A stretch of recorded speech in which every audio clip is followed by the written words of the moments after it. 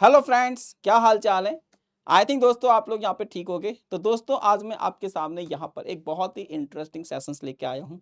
ठीक है, तो जैसे कि आप अपनी स्क्रीन पर देख सकते हो कि ये टॉपिक पढ़ लो, गेट में सिलेक्शन पक्का।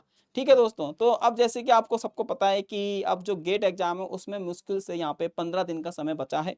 ठीक है, तो अब इन 15 दिन को हम कैसे यूटिलाइज करें, क्या पढ़ें क्या छोड़ें, ठीक है, जिससे कि हम इसके अंदर अपना अच्छा स्कोर कर पाएं।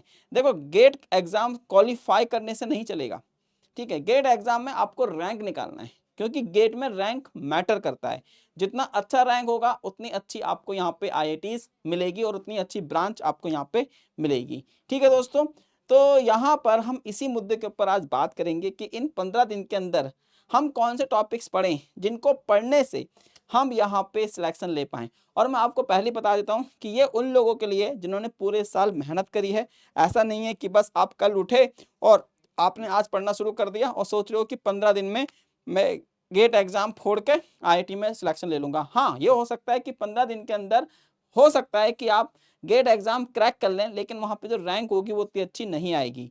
तो ये केवल उन्हीं स्टूडेंट्स के लिए है जिन्होंने पूरे साल मेहनत करी है, जिन्होंने पूरे साल प्रैक्टिस करी है और लास्ट टाइम पे उनको कौन कौन से टॉपिक पढ़ने चाहिए, मैं यहाँ पर उनके लिए वीडियो लेके आया हूँ। तो चलिए फिर बिना किसी देरी के हम यहाँ पे वीडियो को स्टार्ट करते हैं। ठीक है दोस्तों, तो दोस्तों सबसे पहले तो welcome to textbook super coaching. ठीक है, मैं आप सभी का यहाँ पे स्वागत करता हूँ टेक्स्ट बुक सुपर कोचिंग के इस प्लेटफॉर्म पे, जो कि हमारा सीएसआर नेट का ही एक प्लेटफॉर्म है। और साथ ही में दोस्तों आपको एक रिमाइंडर देना चाहता हूँ कि अगर अभी तक आपने हमारे इस चैनल को, जिस पे आप वीडियो देख रहे हैं, इसको अगर अभी तक आपने सब्सक्राइब नहीं किया है तो प्लीज आप सब्सक्राइब कर लीजिए, क्योंकि यहाँ पर हम गेट एग्जाम से जुड़ी, सीएसआर नेट एग्जाम से जुड़ी सभी इंफॉर्मेशन क्लासेस आपको फ्री ऑफ कॉस्ट प्रोवाइड कराते हैं।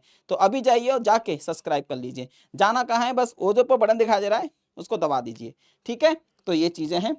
अब चलिए अब हम बात करते हैं कि हमको यहाँ पे कौन कौन से टॉपिक्स पढ़ने चाहिए। तो यहाँ पर मैं सब्जेक्ट्स वाइज है ना टॉपिक्स लेके आया हूँ। जैसे हमारा मैथमेटिकल फिजिक्स में कौन से टॉपिक पढ़ने चाहिए, हमको क्लासिकल मैकेनिक्स में, ईएमटी में, इन सभी टॉपिक्स के ऊपर आज हम बात करेंगे। तो सबसे पहले आप अपने यहाँ पे देख सकते हैं कि ये हमारा क्या है, सेक्शन 1 मैथमेटिकल फिजिक्स। तो मैथमेटिकल फिजिक्स में आपको यहाँ पे कौन से टॉपिक्स पढ़ने चाहिए। तो सबसे पहले है कॉम्प्लेक्स एनालिसिस। देखो, complex analysis one of the most important topic है मैथमेटिकल फिजिक्स के अंदर। यहाँ से 3 से 4 क्वेश्चन या कभी कभी 2-3 क्वेश्चन तो पूछ ही लेता है। मतलब 2 क्वेश्चन तो 100% आपके यहाँ पे आने वाले हैं, एक 1 नंबर में और एक आपका है 2 नंबर में। ठीक है, तो यह हमारे पास है कॉम्प्लेक्स एनालिसिस, जिसमें आपकी कोची रायमंड कंडीशन हो जाती हैं। ठीक है, आपकी कोचीज थ्योरम हो जाती है, आपकी सिंगुलरिटीज हो जाती है, रेजिड्यू थ्योरम्स और एप्लीकेशंस। उसके बाद दोस्तों यहाँ पर अगर आप देखेंगे तो वेक्टर कैलकुलस है ना, फिर मैट्राइसिस है, फिर आपके differential equation, special functions, Laplace transformations, Fourier's analysis, mathematical ideas about answers. ठीक है, तो ये टॉपिक्स तो आपको यहाँ पे पढ़ के जाने ही जाने हैं।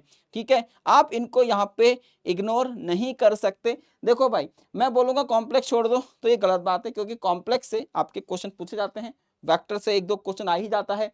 फिर बचा मैट्राइसिस, मैट्राइसिस बहुत जरूरी है क्वांटम मैकेनिक्स के पॉइंट ऑफ व्यू से भी। ठीक है, डिफरेंशियल इक्वेशंस यहाँ पे हल्का फुल्का क्वेश्चन एक आता है, स्पेशल फंक्शंस। ठीक है, आप चाहो तो इसको छोड़ सकते हो, वैसे मैं कहूंगा कि प्रॉपर्टी देख के चले जाओ क्या जा रहा है। ठीक है, Laplace transformation one of the most simplest topic है ना। फिर हमारे पास फोरियर एनालिसिस, ठीक है, बहुत ही सिंपल क्वेश्चन आता है। और यहाँ पे केवल आपसे क्या बोला गया है, एलिमेंट्री आइडिया। केवल आपको आइडिया होना चाहिए कि टेंसर्स क्या होते हैं, सिमेट्रिक टेंसर्स क्या होते हैं, है ना, एंटी सिमेट्रिक क्या होते हैं, कॉन्ट्रावेरिएंट क्या होते हैं, कोवेरिएंट क्या होते हैं। अगर आपको ये पता है तो आपके लिए इनफ है। तो ये तो हमारा मैथमेटिकल फिजिक्स के इंपॉर्टेंट टॉपिक्स हो गए। उसके बाद हम बात करते हैं क्लासिकल मैकेनिक्स में।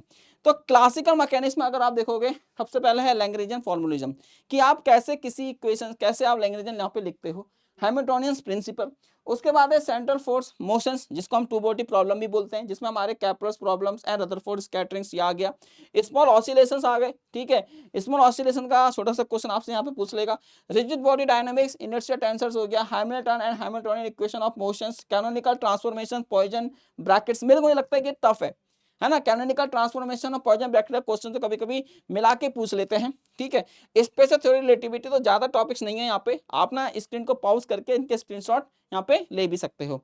ठीक है, मैं लास्ट में आपको पूरा समय दूंगा स्क्रीनशॉट लेने का, आप उसको वो भी ले लीजिए। उसके बाद है आपका इलेक्ट्रोमैग्नेटिक थ्योरी। तो इलेक्ट्रोमैग्नेटिक थ्योरी में अब देखो वो इलेक्ट्रोस्टैटिक, मैग्नेटोस्टैटिक्स में उसमें टाइम वेस्ट मत करो क्योंकि वो बहुत बड़ा समुंदर है कि रिंग का कितना होता है, सर्कुलर डिस्क का कितना होता है, स्ट्रेट वायर का कितना होता है, वो आपने बहुत पढ़ लिया। अब आपको थोड़ा-सा एडवांस लेवल पे जाके क्या पढ़ना है? बाउंड्री वैल्यू प्रॉब्लम्स, है ना? चाहे इलेक्ट्रिक फील्ड हो, चाहे मैग्नेटिक फील्ड हो, ये आपको आनी चाहिए।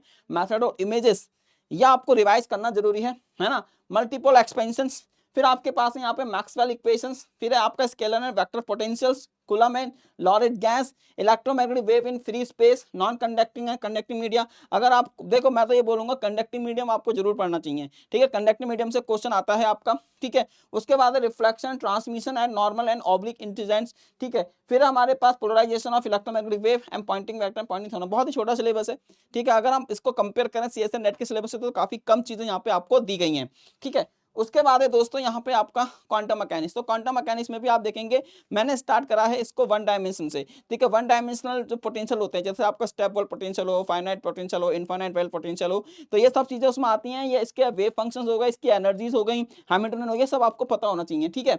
उसके बाद है पार्टिकल इन अ बॉक्स, फिर हार्मोनिक ऑस्किलेटर्स, ठीक है? 2 एंड 3 डायमेंशनल सिस्टम्स, उसमें भी आप देखेंगे क्यूबिकल बॉक्स होता है, फिर आपका 3D हार्मोनिक ऑस्किलेटर होता है। तो वेव फंक्शंस, उसके हैमिल्टनियन, थोड़े बहुत क्वेश्चन आप करके चले जाइए। Hydrogen atom, one of the most important topic है हाइड्रोजन एटम, यहाँ से क्वेश्चन फंसता है। Angular momentum and spins, addition of angular momentum, अगर आपको एडिशन एंगुलर मोमेंटम समझ में नहीं आ रहा है छोड़ दीजिए, ठीक है? लेकिन मैं कहूंगा पढ़ के चले जाइए। वेरिएशनल मेथड ये है, WKB मेथड आपकी चॉइस है, आप करना चाहते हो नहीं इसलिए मैंने रखा भी नहीं है यहाँ पे।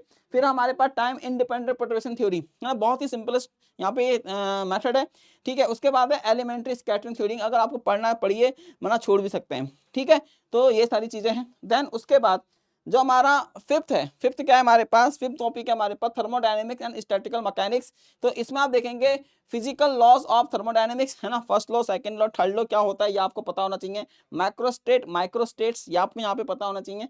उसके बाद है पार्टीशन फंक्शंस, कि आपका डायटोमिक मॉलिक्यूल के लिए पार्टीशन फंक्शंस क्या होता है, ठीक है? इन सब के लिए quantum harmonic oscillator, classical harmonic oscillator, इन सब का पार्टीशन फंक्शन आपको रटा होना चाहिए, ठीक है? क्लासिकल एंड क्वांटम स्टैटिक्स, ठीक है? जैसे मैक्सवेल बोर्न आइंस्टाइन स्टैटिक्स हो गया, एफडी हो गया, बीई हो गया, ये सब आपको पता होना चाहिए। Degenerate Fermi gas, black body radiation and Planck distribution laws, ठीक है? बोर्न Einstein condensation, first and second order phase transition, ये हमारा इंपॉर्टेंट टॉपिक है।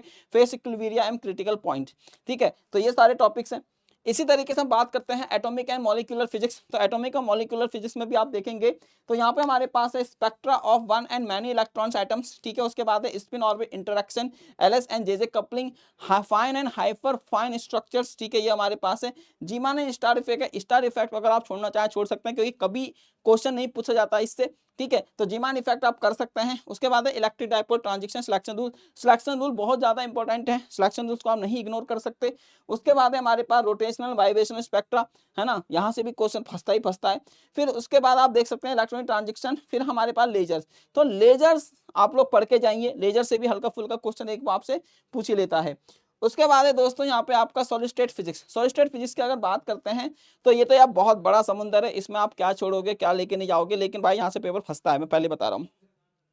क्रिस्टलोग्राफी, ये तो नेसेसरी है, पढ़ना ही पड़ेगा, ठीक है? इसमें मैं ये नहीं बोलूंगा छोड़ दो, ये तो बहुत जरूरी है। एफसीसी, बीसीसी, सब कुछ आपको आना चाहिए। डिफ्रैक्शन मेथड ऑफ स्ट्रक्चर, आपका डिटर्मिनेशन, फिर है बॉन्डिंग इन सॉलिड्स, फिर है लैटिस वाइब्रेशन, बहुत one of the most important topic है। फिर इलेक्ट्रॉन थ्योरी, है ना? सेमीकंडक्टर्स, ये one of the most important topic है यहाँ पे।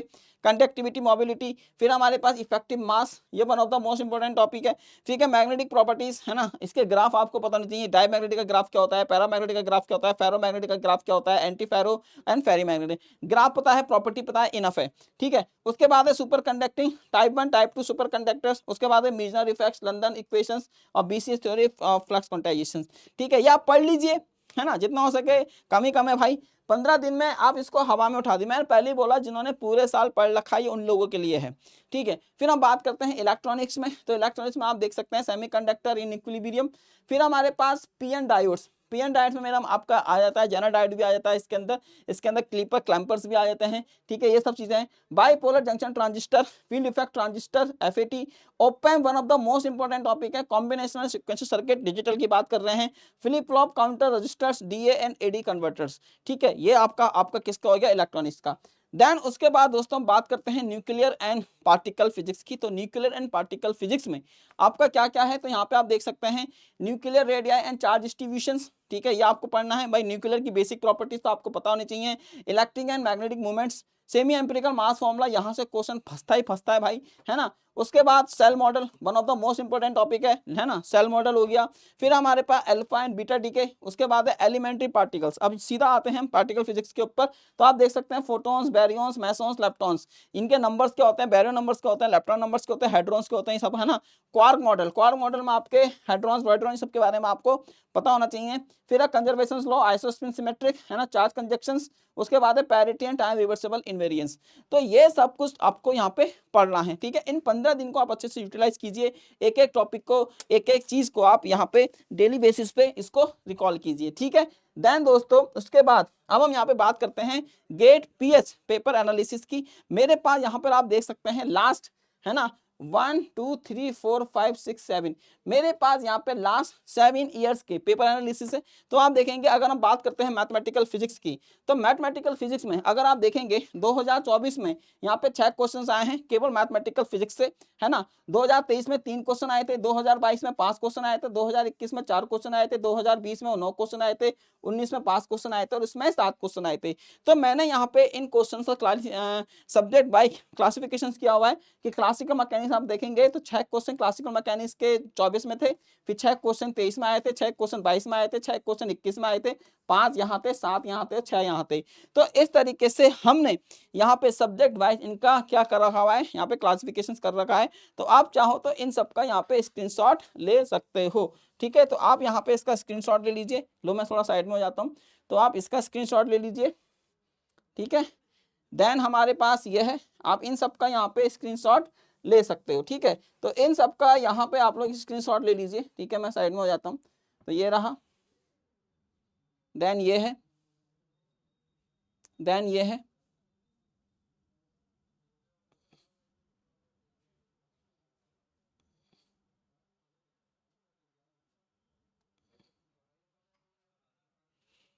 ठीक है दोस्तों। तो आई थिंक दोस्तों आपको यहाँ पे चीज़ें समझ में आई होंगी। अब लास्ट में इतना कहना चाहता हूँ कि यहाँ पर मैं आपको हमारी लाइव क्लासेस भी प्रोवाइड करता हूँ। अगर आप हमारी लाइव क्लासेस के अंदर मैक्सिमम डिस्काउंट चाहते हैं तो आप मेरा ये कोड है ललित के, आप यहाँ पे इस कोड का यूज़ कर सकते हैं, LALIT, अगर इंटू है ना के। तो अगर आप इस कोड का यहाँ पे यूज़ करते हैं तो आपको यहाँ पे मैक्सिमम डिस्काउंट मिल जाएगा, ठीक है। तो दोस्तों ठीक है, फिर यहाँ पे थैंक्स फॉर वॉचिंग, है ना। तो इसी तरीके के वीडियोस के लिए आप हमारे चैनल को यहाँ पे सब्सक्राइब कीजिए। अगर आपको वीडियो अच्छा लगा हो तो लाइक करें, चैनल को सब्सक्राइब करें, इसको शेयर करें और कमेंट करें, ठीक है दोस्तों। Bye bye.